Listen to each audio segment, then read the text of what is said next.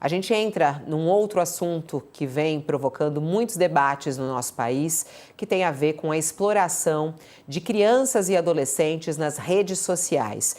Como você sabe aí pelas redes sociais, esse assunto voltou a ser debatido no Brasil por conta de um vídeo que viralizou de um influenciador digital, o Felca, falando sobre esse caso, falando sobre os crimes que são cometidos abertamente nas redes sociais e apontando aí, inclusive, nomes para isso. Bom, esse tema voltou a ser assunto tanto no Legislativo quanto no Executivo. Ontem o presidente Lula anunciou que o governo vai enviar ainda hoje para o Congresso Brasileiro um projeto de lei para regulamentar as Big Techs, as redes sociais no Brasil. A Janja, na China mesmo, falava sobre isso, até teve muita repercussão quando ela fala para o Xi Jinping a respeito do TikTok. E tem também no Legislativo projetos nessa área. Um dos projetos, inclusive, é do senador Alessandro Vieira e que tem como objetivo principal a proteção de crianças e adolescentes nas redes sociais e que vai agora também ganhar mais força diante desse chamado feito por um influenciador digital.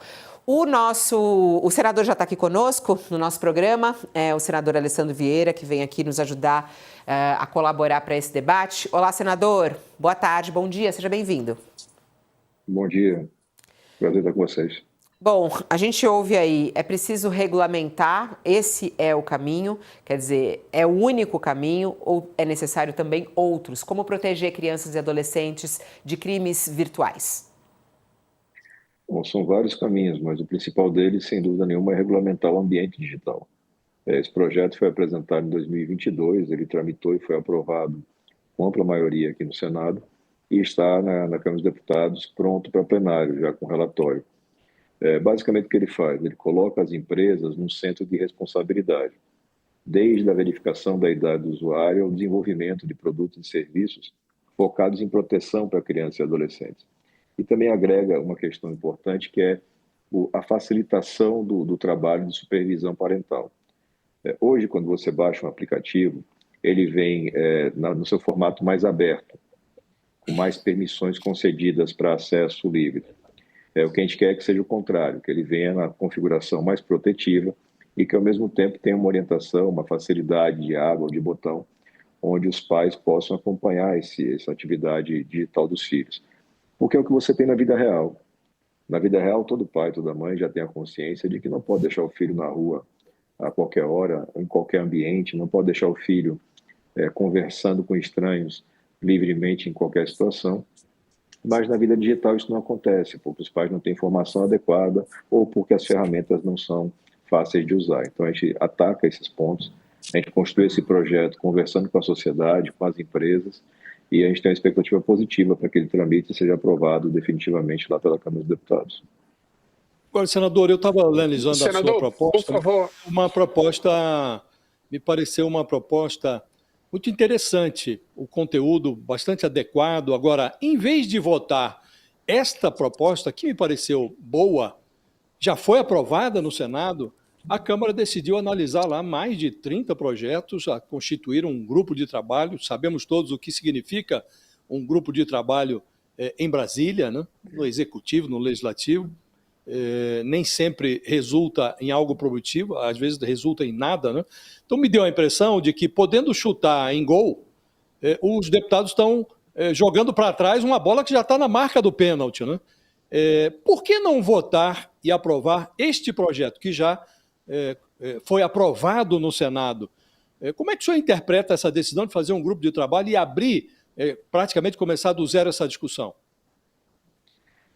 Infelizmente faz parte do processo natural da política essa busca por destaque, por holofotes. É um assunto que está muito intensamente destacado na mídia. Foram apresentados em uma semana mais de 50, 60 novos projetos. Então isso é meio que natural. O que a gente está tentando construir com as bancadas na Câmara dos Deputados e com o próprio presidente Hugo Motta é uma compreensão de que nós temos um projeto que já está pronto para ser aprovado e que depois podemos tratar de vários outros, até porque é um tema e um segmento que vai demandar atualizações constantes de legislação. Então, não seria bom, na minha visão, você retomar um debate, porque ele abre espaço não só para erros legislativos, para ideias mirabolantes, mas também para a atuação agressiva do lobby das empresas. E a gente tem que entender que as empresas não estão preocupadas com as crianças e adolescentes, elas estão preocupadas com o seu lucro. E isso é uma regra global. Então, a gente vai tentar, ao longo dessa semana, criar essa consciência. A gente está aqui mapeando e conversando com os principais articuladores na Câmara dos Deputados para que a gente possa ter essa votação, essa aprovação. Me parece uma matéria importante e com uma resposta adequada. Vai lá, Ronilson, você tinha uma pergunta aí, vai lá. Sim. Minha pergunta é pegando essa parte final, né, desse papel das empresas, né, dos grupos de mídia, das plataformas, como tem sido o diálogo com esses grupos, com os proprietários das plataformas, os grupos de mídia de redes sociais, e como se espera que eles colaborem de alguma forma, porque a gente sabe que o projeto, mesmo que uma vez aprovado, se eles não se engajam ou não cumprem aquilo que foi aprovado, a ideia não é levada adiante e a gente vai sempre numa batalha jurídica de obrigá-los a cumprir aquilo que o projeto tenta colocar em vigor. Então, como tem sido esse diálogo com as plataformas, como elas têm respondido, como elas têm se colocado num papel de colaboração ou evitando qualquer tipo de aproximação com essa mudança a partir do projeto? Como a gente tem aqui já uma trajetória de tentativa de legislação na seara da tecnologia, a gente já tem esses canais de contato mais ou menos estabelecidos, já sabem como a gente trabalha. E conseguimos um diálogo razoável. As empresas de tecnologia, chamadas Big Techs, elas sempre tentam sair de qualquer responsabilização. Mas na medida em que você cria a lei, na medida em que você estabelece punição pecuniária, ou seja, multas pelo descumprimento, você tem um engajamento, até porque para eles não custa praticamente nada, eles já têm toda essa informação, eles já têm a tecnologia, não é uma inovação para eles, porque no trato com o usuário, o que as empresas fazem é captura de dados maciça, né? Então, eles sabem se é criança, se é adolescente, se é adulto, eles sabem qual é o conteúdo que é postado, qual é a frequência, eles sabem tudo. Então, acho que é uma legislação que tem uma margem boa de aceitação e de viabilidade técnica, o que é muito importante, né? Você conseguir que seja uma lei que gere efeitos efetivos. Acho que a gente está pronto para entregar esse resultado. Senador, lá no Senado, como na Câmara, há pessoas que estão no extremo da direita, que se opõem a intervenções em redes sociais, e agora essas pessoas já começam a atuar na Câmara, já está o Nicolas Ferreira dizendo que criancinha não importa, que a verdade é outra, que ele vai expor a verdade, que na verdade essa proposta é só uma cortina de fumaça para intervir em rede social. O que eu queria lhe perguntar é, qual foi a mágica que foi feita no Senado para que isso passasse com facilidade? Aparentemente foi uma aprovação tranquila no Senado, e se não receia que esse tipo de intoxicação do debate acabe travando isso na Câmara, com o complicador de que agora também o Palácio do Planalto vai mandar uma proposta, né? É hora disso? Não, não é hora de uma intervenção do governo, até porque o governo está imerso nessa questão da polarização, que é prejudicial para todos nós. O que a gente tem feito aqui, a gente fez no Senado e vai fazer agora na Câmara dos Deputados, é conversar com essas pessoas e mostrar para elas, primeiro, o conteúdo da lei, porque a maior parte das manifestações são feitas sem ler o conteúdo, sem ter ideia do que é o projeto. E o segundo ponto, que é um chamado de atenção para as próprias bases deles, porque esse parlamentar vai ter que voltar para a sua base e explicar por que ele está defendendo uma empresa multinacional bilionária, por que ele está defendendo impunidade para pedófilo, ao invés de defender proteção de criança e adolescente. Então, acho que é uma conta política que, bem feita, ela gera um resultado de engajamento. Então, ainda hoje, eu espero ser recebido pelo deputado Sóstenes, Van Hatten e Nicolas, que foram os mais vocais numa primeira resistência, para mostrar para eles que não tem nenhum bicho de sete cabeças, o projeto é muito simples e que eles devem, na verdade, se engajar na aprovação, porque ela está muito alinhada àquilo que eles defendem, ou deveriam defender como pauta, né? São conservadores, então se imagina que eles defendem a família. Não vejo grandes dificuldades. Acho que a gente tem que sair da armadilha da polarização. A polarização virou uma desculpa para preguiçoso. Como é polarizado, eu não vou trabalhar. nesse aspecto, como se comportaram pessoas como a Damares Alves, por exemplo, que é uma senadora, tem o mesmo perfil desses que o senhor mencionou, não é? Como ela se comportou na hora de votar esse projeto no Senado? Damares foi uma grande apoiadora do projeto, é uma grande apoiadora do projeto, tem acompanhado o tempo inteiro, e é um processo justamente disso, de você romper essa cortina de fumaça da polarização. Se você olhar a pauta de trabalho da Damares ao longo da vida, claro que ela tem um viés ideológico muito, muito claro, muito marcante, mas sempre foi de defesa para criança e adolescente. Então, na medida em que você faz a transição disso, ou seja, olha, está aqui, o projeto é esse, traz o especialista, traz o consultor, mostra que não tem pegadinha, a adesão é muito tranquila, né? A gente tem que tirar esse pé atrás que a gente tem com os personagens e fazer política, porque afinal de contas todo mundo que está aqui pediu a confiança do povo para trabalhar. Então a gente tem que trabalhar, e trabalhar significa conversar com todos, né? Então a gente vai fazer esse trabalho, conversar com todo mundo, mostrar os benefícios do projeto, mostrar que não tem nenhum tipo de risco de censura, prejuízos para a liberdade, nada nesse sentido, e pedir deles, cobrar deles o engajamento. Eu acho que eu sempre parto da esperança de que as pessoas terão bom senso. Senador, aproveitando a sua presença aqui, quero muito falar também sobre essa discussão que está acontecendo no Senado em relação ao impeachment de Alexandre de Moraes, né? O senhor, inclusive, assinou o pedido, né, para que isso seja debatido, discutido, colocado em votação. O senhor defende o impeachment de Alexandre de Moraes? Eu defendo o impedimento do ministro Alexandre desde abril de 2019, quando foi instaurado o inquérito das milícias digitais ou fake news. Eu acho que o ministro Alexandre extrapola do seu poder constantemente. Mas a tramitação do pedido de impeachment não depende de assinaturas. Ela depende da vontade unilateral do presidente da Casa. E o presidente da Casa, o senador Davi Alcolumbre, já disse várias vezes que não vai colocar em pauta um pedido de impeachment nesse momento. Então, acho que a gente tem que ter a compreensão do fato, né? A gente está às vésperas do julgamento pela primeira turma do Supremo Tribunal Federal do ex-presidente Jair Bolsonaro. Imagina-se que ele será condenado, e aí se inaugura um novo momento de discussão dentro da Justiça, através de recurso, naturalmente, deve ter recurso para o Pleno, e dentro do Congresso vai se tratar disso. Mas o que não pode se aceitar nem é o acobertamento de excessos e de abusos, e nem muito menos uma rendição para uma extorsão, seja ela de atores externos ou internos. É um problema nacional.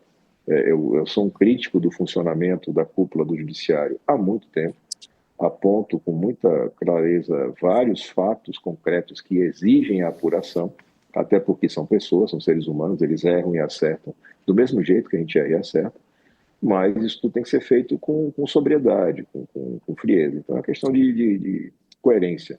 Não dá para agora fechar os olhos. O senhor lá atrás tentou colocar em pé, e chegou muito próximo disso, uma CPI para apurar decisões de ministros do Supremo, né? Acha que em algum momento, num ponto qualquer do futuro, isso vai acontecer? O Supremo hoje está sempre na berlinda, né? Muitas críticas. Acha que essa CPI um dia ocorrerá? Acho que se a gente conseguir construir um colegiado que tenha qualidade e independência, sim. Aquela CPI, o apelidado CPI da toga, ela não foi colocada em prática numa construção de um acordão que envolveu PT e Bolsonaro. Bolsonaro tinha interesse em paralisar as investigações de rachadinha do filho Flávio e conseguiu isso através de decisão do ministro Dias Toffoli. E o PT tinha a intenção de não ter nenhum tipo de melindre ou problema com o Supremo, que estava construindo todo esse processo que a gente teve de liberação e depois reabilitação do presidente Lula. Então, a sociedade acompanhou isso lá em 19. E se a gente tem alguma expectativa de que esse cenário mude, e eu acho que é importante que mude, isso vai passar pela escolha que será feita em 26 dos candidatos ao Senado da República. Não adianta colocar aqui valentão de internet, não adianta colocar aqui gente que tem rabo preso, porque o sistema é muito pesado. Os ministros não têm nenhum tipo de constrangimento em colocar na mesa os vários processos que alguns colegas têm. E quem tem processo não tem como fazer qualquer crítica à justiça, é bem natural, né? Então, acho que é importante enfrentar essa discussão, mas tenho compreensão de que esse não é o momento e não há viabilidade atual. Agora, senador, em relação a Alexandre de Moraes, né, a gente vê o movimento feito por Eduardo Bolsonaro, hoje inclusive tem mais uma reunião lá em Washington, eles querem ampliar as sanções contra Alexandre de Moraes, isso vindo dos Estados Unidos. O senhor agora acabou de fazer a crítica, Alexandre, que o senhor fala que faz já há algum tempo, inclusive, achando que ele extrapola em alguns pontos. O senhor é favorável a essas sanções que são aplicadas pelos Estados Unidos, Alexandre de Moraes e outros juízes do Supremo? Acha que isso ajuda no Brasil? Não vejo nenhuma legitimidade do governo americano de aplicar sanções contra juízes brasileiros tentando interferir no processo em andamento. Esse mesmo Eduardo Bolsonaro que está aí agora trabalhando por impedimento e sanções é o Eduardo Bolsonaro que trabalhava contra a CPI, contra o impeachment lá em 19. É o mesmo Bolsonaro que trabalhou contra uma nova tentativa de CPI que apresentamos no começo do ano. Essa turma só pensa no próprio umbigo. A verdade é essa, infelizmente. Eu sei que tem muito apaixonado que fica triste quando escuta, mas a família Bolsonaro só pensa nos seus interesses. E nesse momento o interesse deles, novamente, é conquistar a impunidade. E para fazer isso estão literalmente sequestrando o país, colocando em risco o PIB, colocando em risco empregos. Isso é absolutamente inaceitável e eu sei que o eleitor vai cobrar esse preço lá na frente. Quem está achando que está fazendo um grande negócio vai ter certamente um prejuízo eleitoral lá adiante, porque você está trocando o interesse do Brasil por um interesse particular seu ou da sua família. Agora, senador, deixar só para o eleitor tomar essa decisão, será que não é necessário algo antes? Alguns falam, inclusive, que vem a necessidade de uma prisão de Eduardo Bolsonaro. Tem uma investigação sobre isso, né? Que tipo de punição ou freio é possível colocar nele diante do que ele está fazendo, como o senhor falou? As duas esferas possíveis são a justiça, e já tem processo em andamento, e uma eventual denúncia ao Conselho de Ética da Câmara dos Deputados, porque a quebra de decoro é flagrante, né? Você está utilizando o poderio de uma outra nação para interferir numa questão interna brasileira. E essa interferência é baseada em causar prejuízos para os brasileiros. Nós estamos literalmente ameaçados de sofrer prejuízos econômicos graves para que você tenha uma vantagem pessoal para a família Bolsonaro. Isso é lamentável, é equivocado, mas da parte do Senado, em particular, eu não vejo como atuar.